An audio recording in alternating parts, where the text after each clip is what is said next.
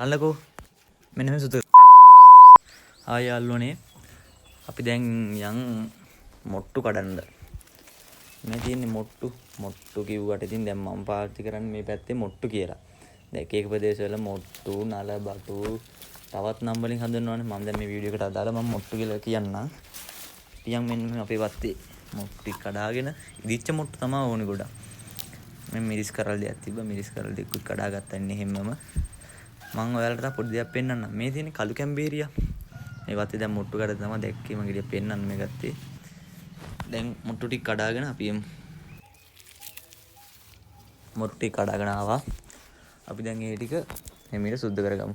මේක අමු මොට්ටුත් තියෙනවා එනකොට මෙතන ඉදිච්ච ටික විතරයි ගන්නෙ.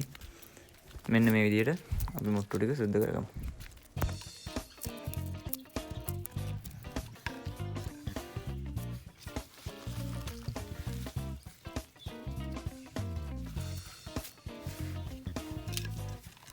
අපි දැන් මොට්ටු ටික හොද ගන්න ඕනේ. මොකද මොට්ටු වල නිකන් තෙල් වගේ තියෙනවා නිකන්. ඒ ටික යන්න ඒ ටික හොදගෙන දැන් මොට්ටු ටික ඔන්නම හොදලා කරලා ගත්තා. දැන් ওই මොට්ටු වලට ඔය මොට්ටු ගෙඩිය පොඩ පලාගමු. නිකන් 60 කට්ටින් වගේ හිල් කරගන්න තිබ්බත් හොඳයි. දැන් මේ වගේ පීයකින් මම මේ විදියට සම්පූර්ණ ගෙඩිය ඔක්කොම ටික පලා ගන්නවා. මොකද එතකොට තමයි මේකට දානව ටික මුට්ටු ගෙඩි ඇතුලේ තියෙන ඒවාට අල්ලගන්න. ආන මිරිස්සුයි ඒ ටික දාලපුවාම ඒ ටික අල්ල ගන්නවනේ. දැන් ඔන්න අපි දාගමු. මොකද දාගන්නවා මිරිස් කුඩු ටිකක් දාගන්න. ඕක බලන ගමන් වීඩියෝ එක subscribe කරන්න. like එකක් දාන්න. ආය දාගන්නවා ලුණු ටිකක් දාගන්නවා.